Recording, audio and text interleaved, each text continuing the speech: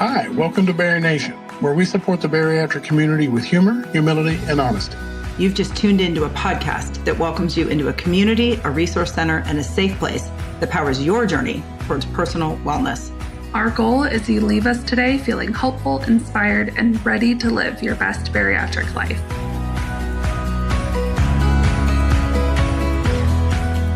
Hey friends, Dr. Majid is here to tell us about the upcoming TREO Foundation's Fall Walks. Hi everyone, thank you April and BariNation for giving me this opportunity. TREO Foundation is super excited to host The Walk. The Walk basically is an opportunity for all of you to come out in person, get some benefit of the physical and mental benefits of exercise, and just for $30 can registration fee contribute towards critical research as well as advocacy and access to care for those suffering from this disease of obesity. Let's stomp this stigma together. I cannot wait to see you there. There are at least 10 walks between September through November just this year alone. So don't wait and get onto it. And I cannot wait to see you there. Friends, there's a link in the show notes of this episode. Just open up the description, find that link, and see if a walk is happening near you. Let's stomp the stigma together this fall. Hi, friends. Welcome back to the BariNation podcast. Today's episode is going to be one that I promise you are going to re-watch, re-listen, and take notes on. So I'm just going to give you a heads up now. Grab a notebook, grab something to write with, and be prepared to treat this conversation as a piece of your bariatric toolbox. Dr. Majid is joining us again to talk about the thing that I know, we know you worry about, regain. Just going to say it. The new term and the more patient-friendly term, the more realistic term is weight recurrence. Dr. Majid is joining us today to help us understand what this phenomenon is, why it happens, and what we can do when we experience that. Dr. Majid, before we dive in, will you introduce yourself to our friends? Absolutely. Thank you, April and BariNation, for the honor and the privilege to be part of this conversation.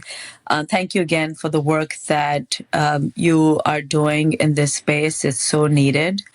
My name is Saniea Majid. I'm a bariatric surgeon and obesity medicine specialist. And I've been in the field of obesity now, if you include my fellowship year, 15 years. I've been fortunate to be trained by fathers, pioneers of bariatric surgery who really propelled me further ahead than, an average bariatric surgeon coming out of training 15 years ago, by making me understand that we are talking about a disease and not just a procedure, to put the patient in the center of the conversation, to understand and to hear. And most of my learning for the disease of obesity care, how to do a much more effective job as a bariatric surgeon has come actually in practice in those 15 years. I've also had the privilege to start 3 bariatric programs, 2 for hospitals. Last one is for myself. So I understand, like my own practice, I understand how tough it is to run an effective, patient-centric model, and how you have to really constantly, actively be engaged and stay on top of every piece of that, whether you have a hospital name on it or you don't. The care has to be the same. And I've done it in inner city, Newark, New Jersey. I've done it in an affluent suburb. So I have a very broad experience of, the different kinds of patient populations that get all affected by the same disease. And they might have different journeys and different experiences. But the similarities are a lot more than the differences. Yes, right. The disease of obesity does not discriminate, right? It affects anybody, and it's a global issue. This is not just an issue in the United States. 100%.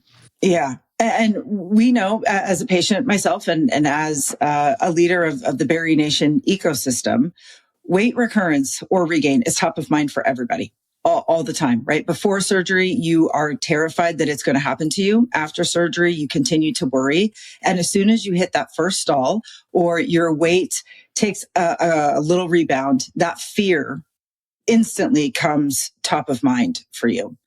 And when I met you at this year's ASBF conference, we were in a smaller gathering, and I was speaking to several other people, and you came up and you started sharing some of the research that you're doing in weight recurrence. And you said things that absolutely stopped me in my tracks. It was about how there's really no definition.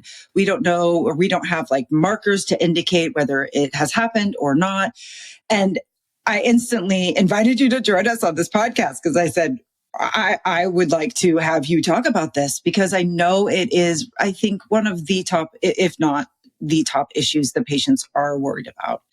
So I'm hoping that with today's conversation, you'll help us better understand why patients can regain weight after surgery, if there are things that are contributing to that, and what you know are the best things that patients can do to help mitigate it once they are experiencing that. Absolutely. So I agree with you that weight recurrence is that elephant in the room that everybody avoids to talk about. Yeah. Not just the patients, but also the clinicians. And that was my frustration, which is why many years ago, I was like, the clinicians themselves, the bariatric surgeons need to come together and address this phenomena. And not just push it to the side. I think everybody was uncomfortable with what it really means, what it is, how do you define it, how do you look at it, how do you internalize it, right? Oh, is it the procedure? Is it the patient? Is it the surgeon? Is it stress of life? Is it the job that the person lost? Or is it the pregnancy that happened? There was always some form of, I felt like, I don't like to use the word blame, but an explanation, right? But that did not take away from the fact that this was a real thing. This is a real thing. And what are we going to do about it? So I always feel that maybe this is the surgeon in me, but we need to address something head on, understand it. If you need to break it down to rebuild it, we have to do that because if you don't diagnose the problem as a clinician, and if you just write the treatment, you could be right some of the times, but you're not going to be right all the time. And if you don't understand what you're dealing with, why even present the solution? So for me, the big thing was, okay, what is this? What is weight recurrence? And so that's how I started the research project. And I was amazed to find that when I'm talking about research, I'm talking about in our medical field, we have a standard of the quality of research. It cannot be anything that's published anywhere, maybe even popular newspapers. That's not our standard. We have our own peer-reviewed scientific journal that has what we call an impact factor, and we go by what's published there. And no pun intended, but the weight of that publication, right? Okay. Yeah. And the quality of the research. So myself with a team of other very curious, passionate, interested, primarily bariatric surgeons. We did have an epidemiologist for some time in our group who had done a lot of work in this, as well as a dietitian, people that we sought out who had contributed in this field with their research. We invited them to be part of this group because you're not alone. You cannot do any of this alone. You're just as good as your team. So I was fortunate to have a team alongside me who all wanted the same thing. These questions answered. And we started digging into what's already published in these high quality medical scientific journals within the English literature. So not just the US. Mm-hmm. And I'll just share one statistic that still blows me away, which is based on the criteria that was used within these publications. The incidence of weight recurrence ranged from 9 to 91%. So for me, I still quote that whenever I'm talking about it. I've talked about this topic countless times on national and international conferences, etc. That number still blows me away, because here we are doing scientific research in, the top journals in our field, and what's been published is there's no set criteria. Yeah. So the fact that it's not because people don't care, it's because people don't understand, right? So we have to start off somewhere. So people don't understand. So therefore, this definition sounds good. That definition sounds good too.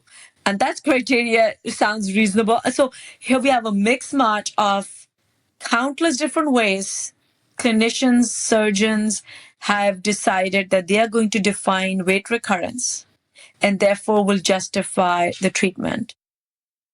But my thing, one of the big things that came out of that is like, okay, guys, you have a problem. We need to define this. Everybody needs to be speaking the same language. You can't have apples and oranges, right? So imagine if BMI in New Jersey meant something different than BMI in Washington State, than BMI in Australia. We'd be like, wait a minute, what are we talking about, guys? We can't have the same conversation. Yeah. It's the same example. Yeah. Yeah. Because when you're all working off a different definition, nothing is standardized. And therefore the care is not standardized and the approach is not standardized. And how frustrating for patients, 9 and 91 or 2%, that's insane. That is insane. Absolutely. So that is then got us digging further into, we need to have a consensus on what the definition would be. And we as, scientists, because we go into medicine based on, it's a science. So any clinician, any physician by definition is a scientist. So we have to, any recommendations we make or conclusions we reach has to be founded in science and evidence and data, and not just how we feel it should be. Yeah. To do research, that quality research requires tremendous amount of funds. Yeah. And so we spent a lot of time figuring out how we're going to do this. And the conclusion was we don't have funds to conduct a research of the caliber that we need.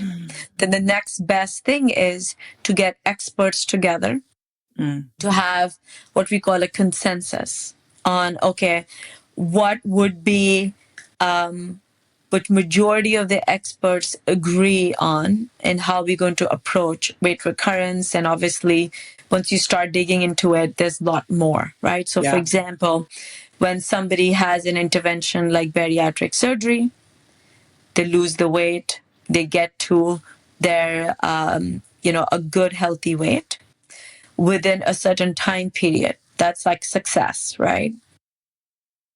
If another patient with same procedure does not get to that percentage of weight loss, and their curve of the weight loss is different than the first patient, what does that mean? Is that insufficient weight loss? Is that partial response to treatment versus full response? So are the two the same or different? How do we define that? Oh, wow. And then once they do hit their nadir, which is the lowest weight, we know that the weight is going to go up again. And that's normal and natural. But how much of that weight recurrence is considered normal versus considered, okay, now we've got to do something about it. So we need to define that criteria as to how much is okay and how much warrants medical intervention or some other form of intervention. So to do this properly, all these different, intervals need to be fully understood and simply defined, because complexity is the enemy of execution. So if we don't keep things simple, we are going to make it difficult for average clinician beyond just our field who is seeing patients, let's say a primary care for anybody, right?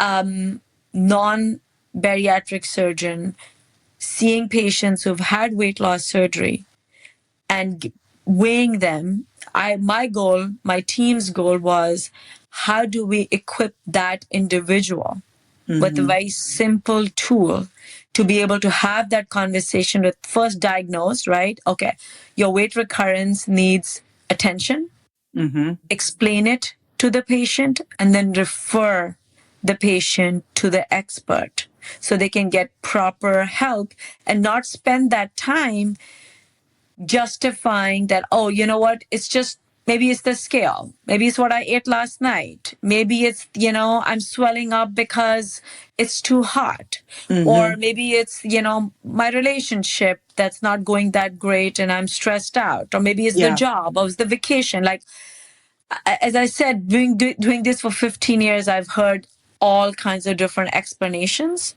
And it's not like people are making them up. My patients genuinely believe that that is the reason why they quote unquote failed. And my point here is, first of all, take the word failure out of your vocabulary.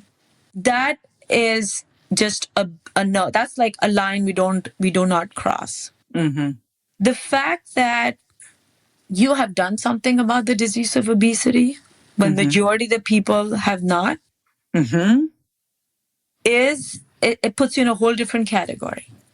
The fact that you are weighing yourself, the number of people who just avoid weighing themselves, and understanding that now this number needs some form of attention.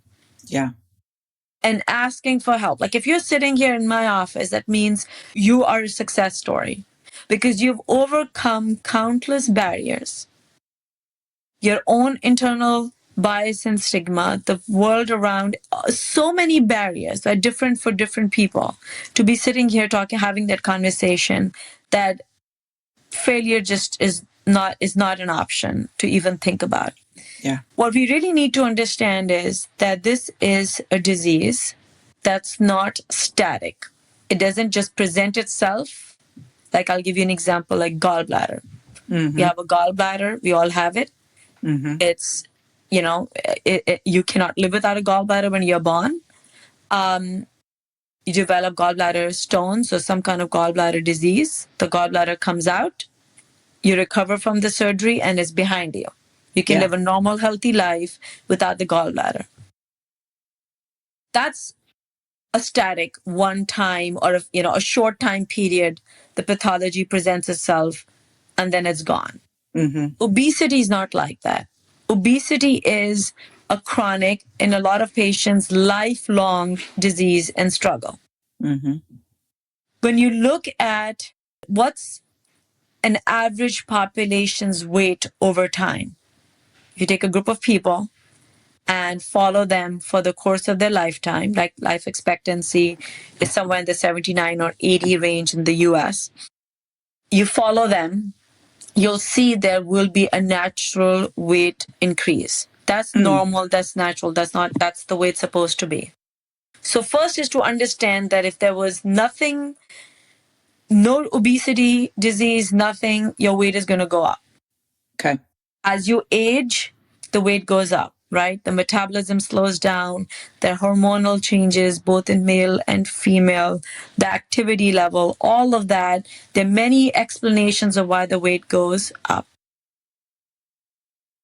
If you don't intervene, like let's say you're starting at a higher point in your younger years with your weight, which means you're suffering from the disease of obesity, your graph will still go up, right? So if you don't do anything about it, you're going to end up at a much higher weight in BMI, and therefore many more medical conditions related to obesity, such as cancer, such as diabetes, such as sleep apnea, such as rapidly deteriorating joints, right? Arthritis of your knee, your back, migraines. I mean, the list is so long, right? Yeah. All those fatty liver disease, all those go up because your weight in BMI has gone up. And it's going to go up if you don't do anything about it. Yeah. I would tell my patients, if you eat exactly the same amount and you exercise exactly the same amount, which nobody humanly can do for years, right? But let's pretend we do that. Yeah.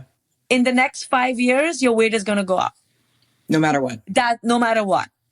And you don't hide it behind stressors of life. That's just the way naturally the weight goes as you age. So, and I like graphs because it's visual and people understand that better than, sometimes the medical jargon that we all like to, myself especially, likes to share. So if you just start off with the graph and you go up there and you don't do anything about it, it's a no-brainer that you're going to be unhealthy much earlier and much more severe than, let's say, your identical twin, so same genetics, same everything, who's starting off at a lower weight in BMI. Now you've had an intervention of surgery, for example, weight loss. So you've broken that, you've done something about it, you've broken that curve, right? That graph. So it's, instead of going up like this, it'll go up close to the normal population, but it will go up. Okay. Your weight will go up because that's what happens in the rest of the population.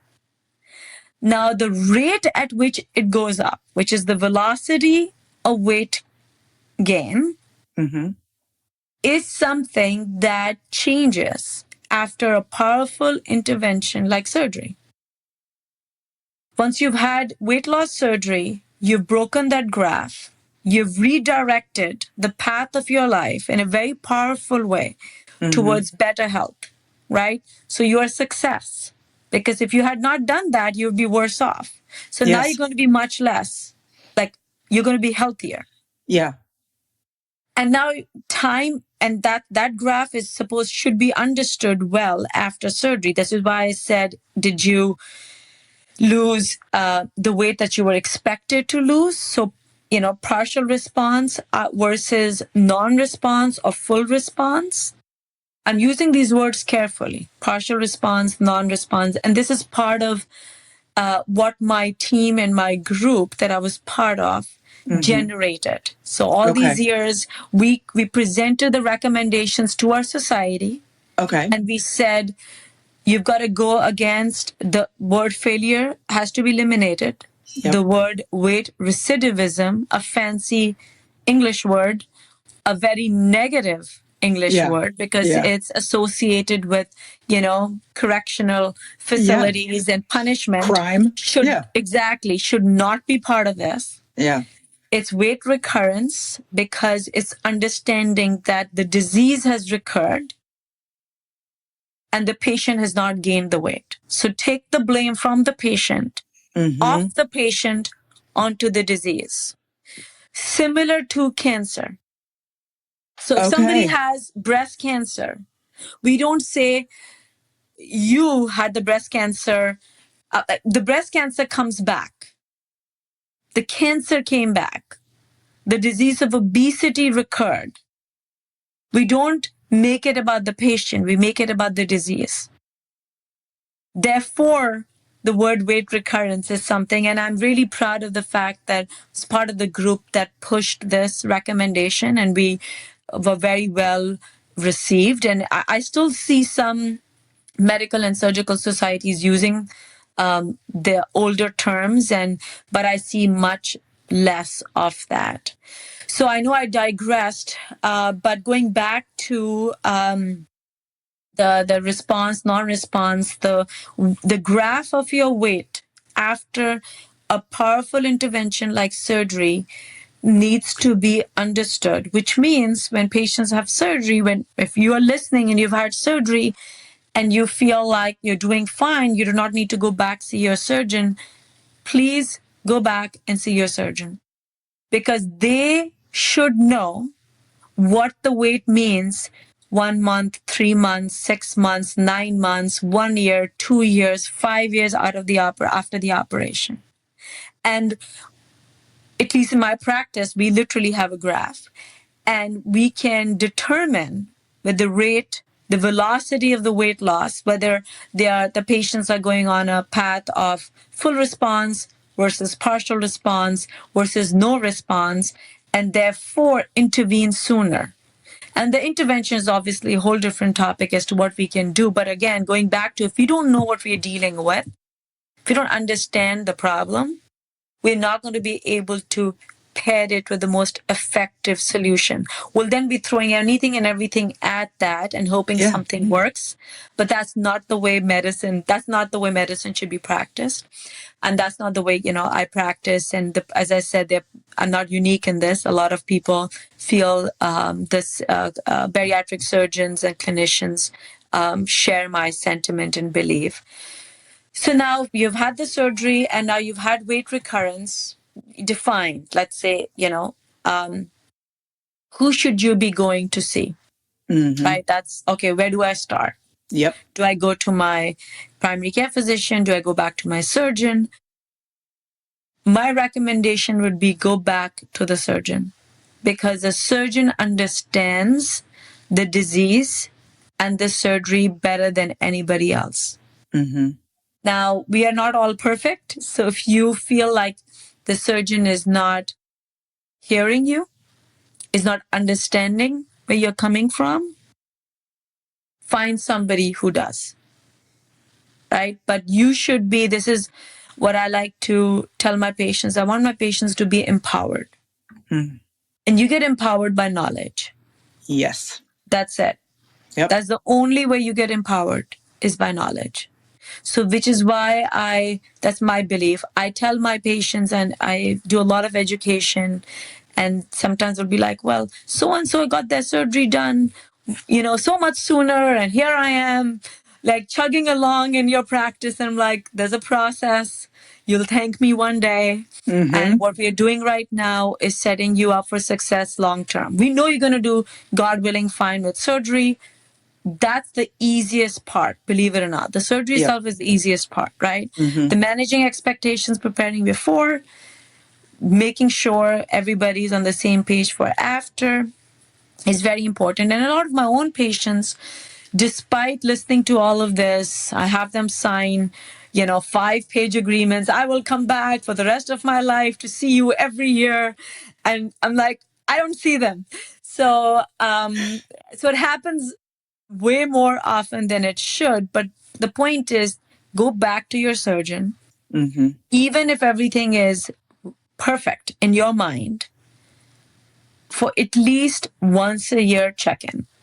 At least. I mean, my mind, it should be once in 6 months, but at least once a year, and everybody can take that time out. Once a year check-in, get your, vitamin levels checked, your weight, your body composition. We know that BMI is just, scratching the surface. There's so much more to it. But at least do that. And this way, when you have weight fluctuations and you're like, wait, 10 pounds, what do I make of it? Should I worry? Should I not worry? Yeah. Should I do something? You don't have to deal with those questions yourself. You don't have to take the burden of making those decisions yourself. Your team, the surgeon and the team there, is on your side. Yeah. Right? Get them involved.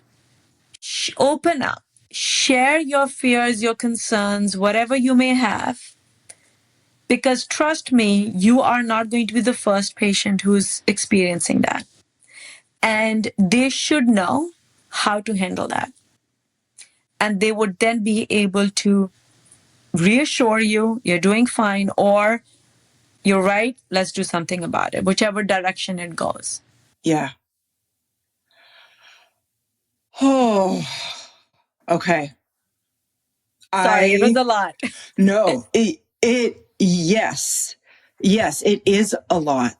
But this knowledge is what patients need to power their journey for the rest of their life.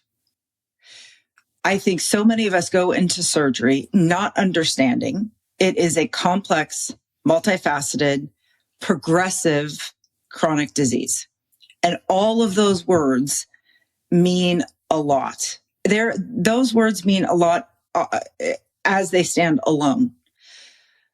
But when you combine them, it requires that we treat it as such. And if you are a patient or if you're thinking about onboarding surgery and you are worried about all of the work that you are going to have to do after surgery, that worry is valid, right? The complex nature of this disease means that surgery alone probably will not be enough for you to treat the disease for the rest of your life, right? The complex nature means that there are so many things that are contributing to this disease, right? And then the progressive nature means there is no cure for this. So you do need to continue to treat this disease even after you've onboarded initial treatment, right? So just being honest about what to expect after surgery, I think is important. And as we were talking before we hit record, you don't know what that's going to feel like and look like for you until you're living it. So it does require you taking this leap of faith and saying, I have a disease, it requires treatment. And the first treatment that I'm going to pursue is surgery. Okay. Yeah. But to hear you describe this graph of what we need to anticipate just being human with our weight is so powerful, because when our weight does increase as we age, right, the disease is aging with us. And that powerful visual that you gave me, and I know that you have given our listeners and the people watching this, is that if our graph was going to look like this anyways, right, it's going to go up. If we choose to have surgery, it's going to have a period of stability. It's going to have a period of treatment. And then the graph will continue to go up, right? That's to be expected. And the powerful piece about this, when you said the patient didn't gain the weight, it's the disease progressing. That unlocks something in me that has never been unlocked by any of the providers I've ever seen in my life. I have always believed that the actions that I take in my life directly contribute to the weight that I am. And while that's true on some levels, it's not as true as I have always given it, because it's the disease that is adding the weight to my frame, not me. It's not me. Yes, there are things that I can do to stop the disease a little bit, right? I can attend support groups. I can focus on whole food eating. I can move my body, right? I can participate in community. I can do all those things.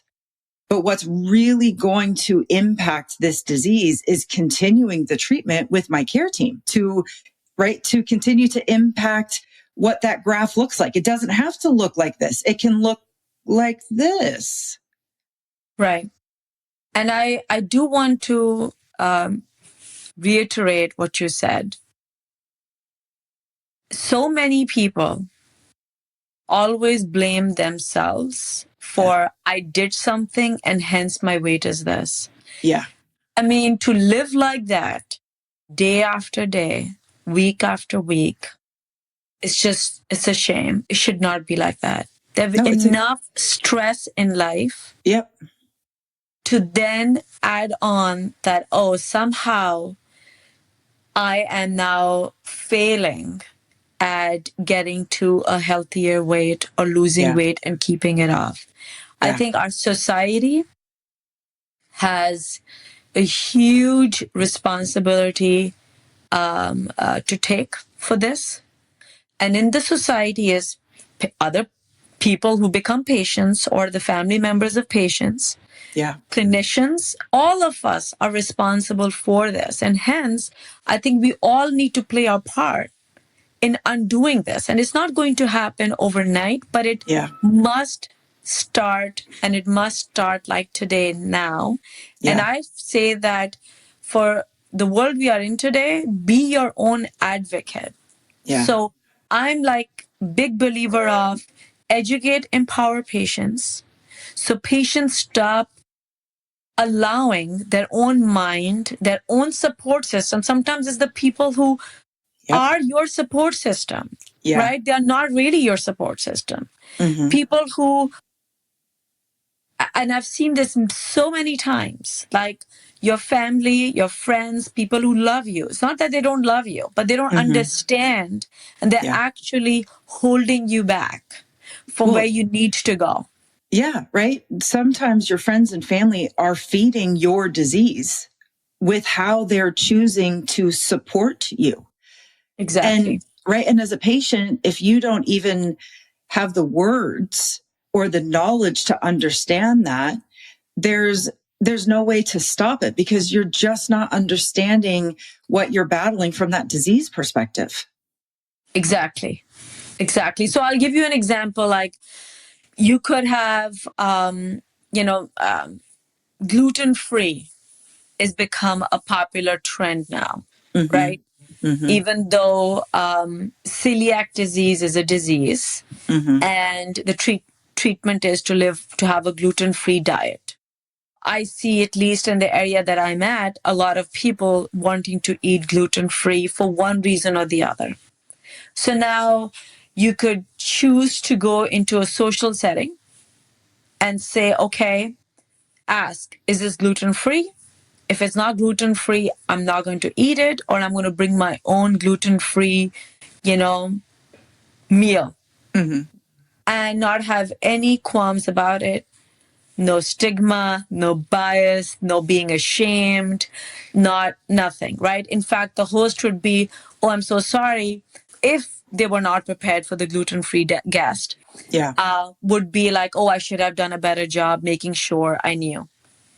When we have people suffering from the disease of obesity, they feel like it is their burden, their responsibility to navigate through, life, whether it's a social setting, whether it's, meals that are being brought in the office, or having guests over, instead of the other way around. So I'm just giving an example because I feel that an empowered patient, somebody who needs to speak up, and as I said, be the best advocate, needs to start at every level.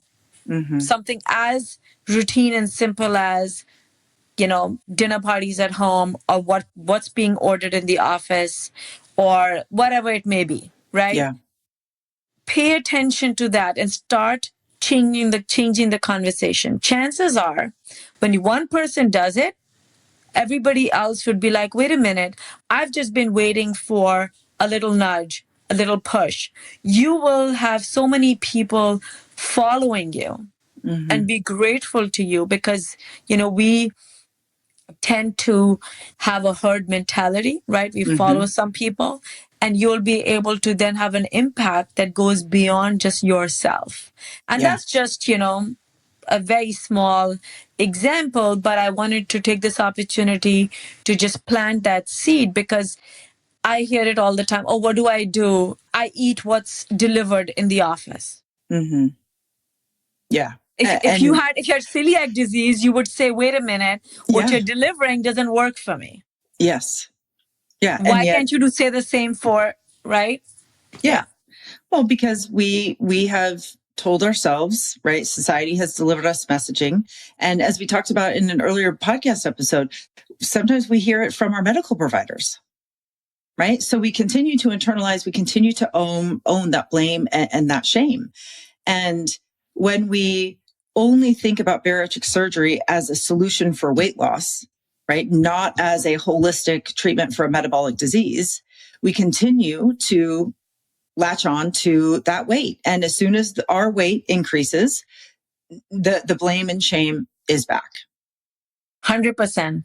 And I really like what you said that if a patient limits the impact of bariatric surgery to just weight as a number, right? That is really doing a huge disservice to yourself, to the not understanding the disease you are suffering from, and also not understanding the power of the treatment. So we have, while we were doing all this weight recurrence research, one of the biggest challenges at every step, but one of the biggest challenges was, well, bariatric and metabolic surgery is not just about weight. Yeah. It's about quality of life, the sleep apnea, the shortness of breath that became now something you don't even think about when you're going up and down the stairs, the ability to bend down, tie shoelaces, getting off your diabetes medication, blood pressure medications. The list is so long. Yeah. Or being able to get pregnant because now you're not suffering from polycystic ovarian syndrome or infertility. You can be a healthier, safer pregnancy. The benefits are so wide and countless. But you limit the impact of that only with the weight as a number. You deprive yourself of all the other benefits that metabolic and bariatric surgery is about.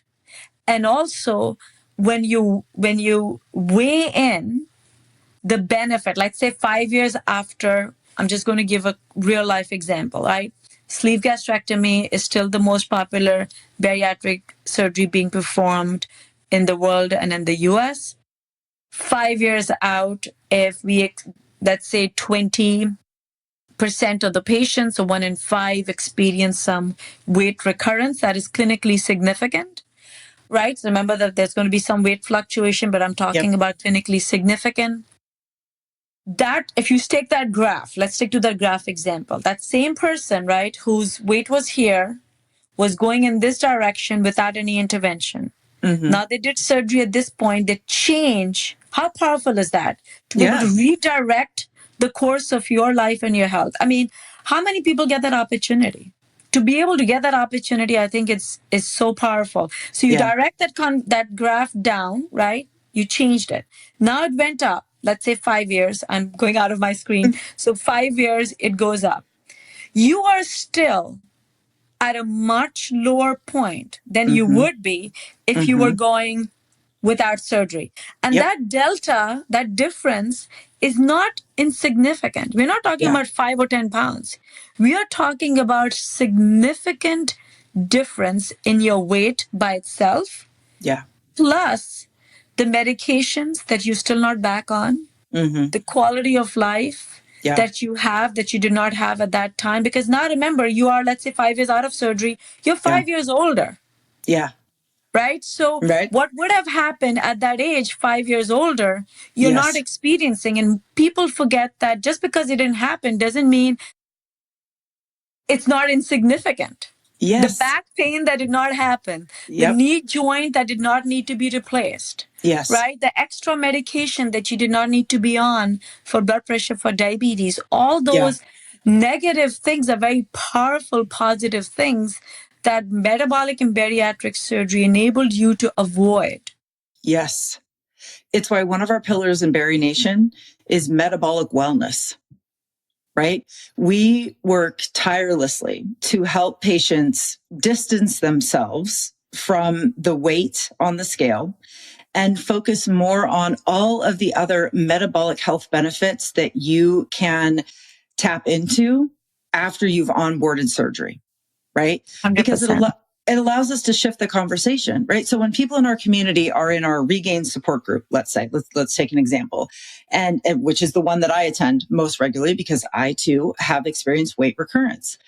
But to be in that space and say, I'm really frustrated that my weight is up, but then have a community and experts who follow that question up with, that's understandable. That would be frustrating. Are there things in your life, though, that have not reoccurred? Or are there things that you're able to do today that you wouldn't have been able to do at 326 pounds? Yeah, there's a ton. I've got a laundry list of things that I can do now because of that. So despite my frustration at the weight recurring, what has not reoccurred in my life is sleep apnea, right? High blood pressure, bending, being able to hike, and the list is endless. It helps us reframe the conversation for us.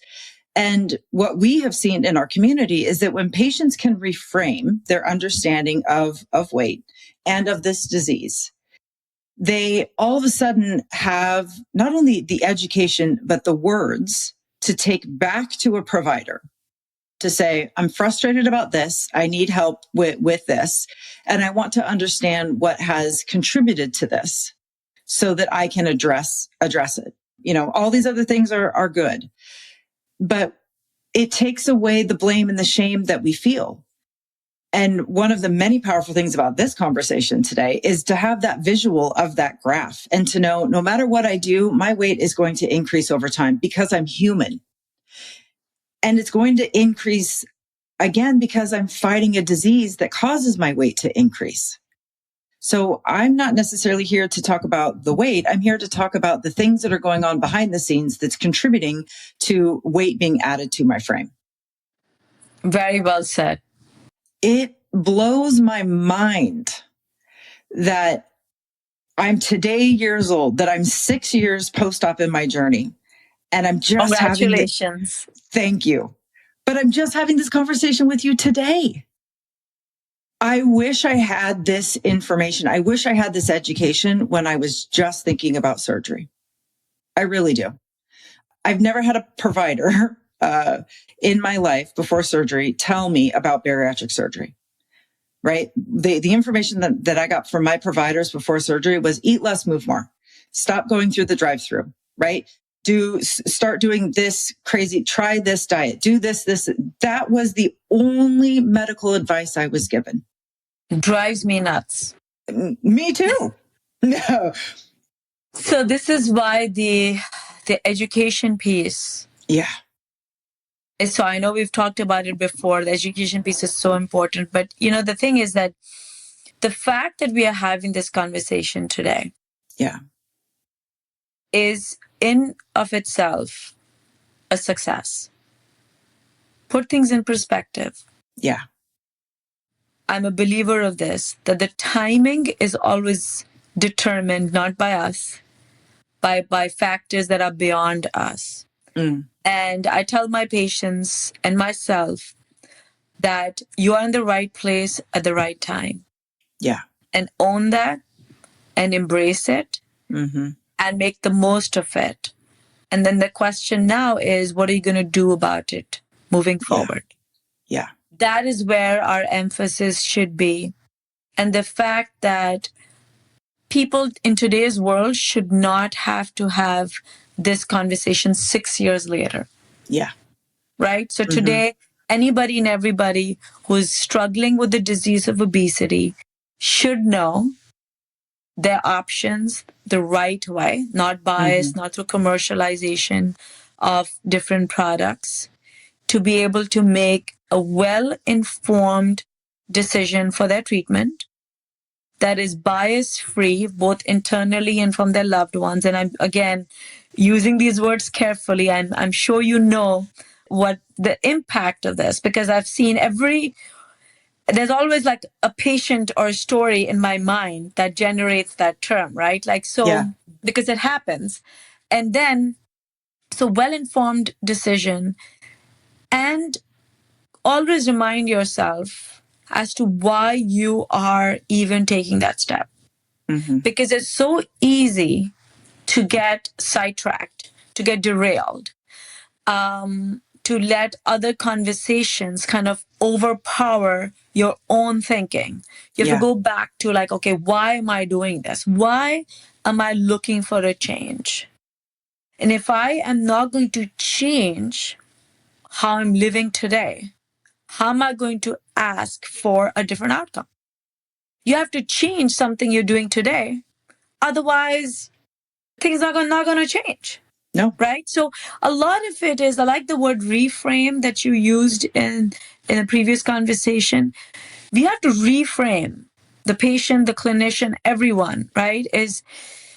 And that's what I was referring to when I said I learned a lot from my patients, because I was like, wait a minute. I need to change the way I'm approaching this. Like I have to reframe my choice of words. I want the patient and I want the same thing. We want a successful outcome of surgery. We want weight to be at a healthy place and to stay there. We are on the same side. Yes. It should not be like she doesn't understand, or I shouldn't be like my patient doesn't understand. No, we have got to be on the same team. So reframing the thinking, expectation, all of that. But today, I think a patient should go into whatever treatment option, knowing the pros and cons, understanding that whatever treatment option you're going to go down is not a one and done thing. Mm-hmm. But they're not equal. No. Some are more powerful than the others, and then make the decision. I think that's going to be my biggest thing. Like moving forward, how can we avoid conversations like you just said, I wish I'd known this 6 years ago, right? Yeah. And I want to make sure that we, and I'm talking about you and myself and people who are passionate about this, focus on that from today onwards. Our patients are informed. And when they make a decision, they should understand the implications of that decision. You don't have to agree with my decision, but just make sure you understand the decision you're making and what comes with it. Yeah. And I know it's scary to, think about onboarding surgery. I know it's not pleasant, to think about signing up to take a medication for the rest of your life, right? Like we both understand that. Yeah. Who wants that? Nobody wants that. But you also didn't want this disease, right? But now that you understand that you are fighting a disease, you have some very important decisions to make. And thinking about that graph can be a tool that you use to help you make this decision. What do I want my graph to look like? Do I want my graph to look like this? Or do I want my graph to have some leveled out? Do I want that graph to shift downward, to help me achieve a level of health that I am not going to be able to reach on my own? Right? I love that. That. Battling cancer requires lots of treatments. Battling hypertension, battling diabetes, battling sleep apnea requires a lot of different interventions. All of those things require something outside of yourself. And obesity is no different. Absolutely. Right? And you cannot continue to treat it the way that you have been. It is going to require intervention. And I understand that that's scary. I made the decision myself. I'm a 6-year post-op patient. It took me 2 decades to get here, right? But I'm here. And just as you said, I'm here now for a reason. And if you are just battling yourself over this decision, if you are listening or watching this and you haven't onboarded surgery and what you are telling yourself is, I'm just going to try one more thing. I'm just going to try one more diet, one more this. Yep, absolutely. You can. But I guarantee you've already done that. You've already done that. And my invitation for you is to just try on a different decision. I'm not asking you to call Dr. Majid. I'm not asking you to do anything, but what I'm asking you to do is try on a different decision. So today, tell yourself, I'm going to treat my excess weight as a disease. Just try that on. Say that to yourself and see what it feels like to just think differently a little bit about what you've been battling with. And then tell us how that felt. Tell yourself how that felt. That's how you start to treat this thing differently. It's not necessarily by picking up a phone call or making a phone call, making an appointment. It's by telling yourself something differently. The hardest thing to do, but the most important thing to do is to work here. 100%. Yep. And I think that's like what you just said. I'm trying to figure out how to put it in words as to how powerful it is. If anybody listening to this can understand that the real effort you have to put in is here. Yeah. the rest of it is easier to do. Yeah. And, when it comes to surgery, I always hear, well, I know so-and-so who did not do well with the surgery. Oh, yeah. Yeah. I hear that quite a bit, and I wanted to just take a moment to acknowledge and address that. You know how people go to a restaurant and there'll be many people sitting eating? The negative reviews of that restaurant would be far fewer than the positive reviews. In other words, is the surgery 100% success with no complications? No. Yeah. If anybody says that, that's not true. Only God can give you guarantees. No surgeon can. But the majority of the people who undergo this treatment, they always say to me, I wish I had done this sooner. Yeah. If only I had done this sooner. Yeah. I would not have spent my 20s, my 30s, my whatever decade of your life that you're like, oh my God, I just wasted. Because time is the only thing we have. Yeah. We only have time. And every year that goes by, struggling with obesity, not being able to live life to your fullest, hiding behind like other people when they're taking a picture or a selfie, skipping some roller coaster rides, like avoiding certain events and places. These are all real life stories. You just deprived yourself, and you don't have to. You have the power of changing the graph. Very few diseases have this powerful intervention. Like today, if you come with a disease of hypertension, I cannot say, oh, do this surgery and your blood pressure will go. No, I'll be like, okay, let's start with this medication and let's layer it on, right? That's the only option I have to give you. So not all diseases can be treated the same way. The fact that we have a powerful treatment, I mean, that's a huge blessing. And that's where, the access and to focus on utilization is what we should be. But that's what we should be focused on. Yep. Well, and these conversations truly do help improve access, right? Because the more people understand what they're battling is a disease and requires medical intervention, the more likely they are to seek out that care. And it's a slow train and it doesn't move quickly. But the more times that we can have these conversations with experts like yourself, we will see more people accessing care because they just start to realize it's not what I've been thinking all these years. It really is something different. And if I really do want a different result, I'm going to have to do something differently. And having a conversation with an obesity medicine specialist, with a bariatric surgeon, is how you start doing something differently. Absolutely. Oh my goodness. Okay, friends, we covered a lot in this podcast episode. It is such an important one, no matter where you are in this journey. And Dr. Majid, if you have your research that you can share with me so that I can pass it on to our friends here, a graph that you described, I'll make sure that all of this information is linked in our show notes and shared in our BariNation community.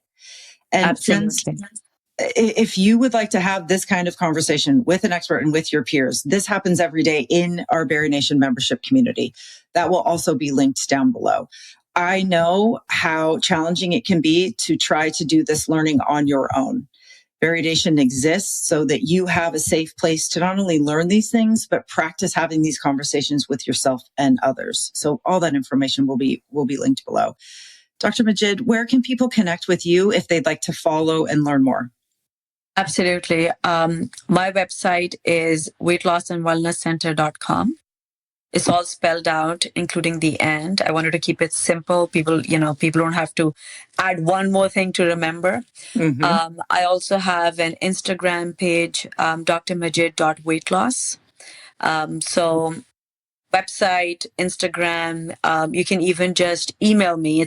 Well, thank you so much. Thank you so much for your time today.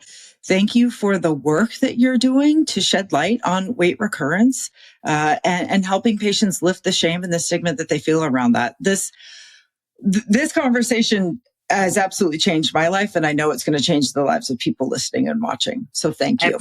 I appreciate that. That means a lot today. You did. You absolutely did your job. All right, friends. Thank you for listening and watching. Share this podcast episode if you feel it would impact somebody else. And we'll just see you back here in the nation soon. Bye, friends.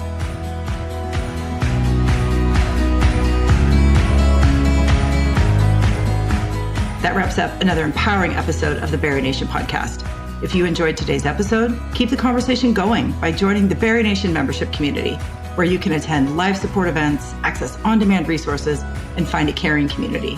Join us at barination.mn.co. If you found this podcast valuable, help us produce it by becoming a $5 monthly supporter at barinationpodcast.com. And just remember, at the end of the day, you've got this, we've got you, and we'll see you next time. Bye, everybody.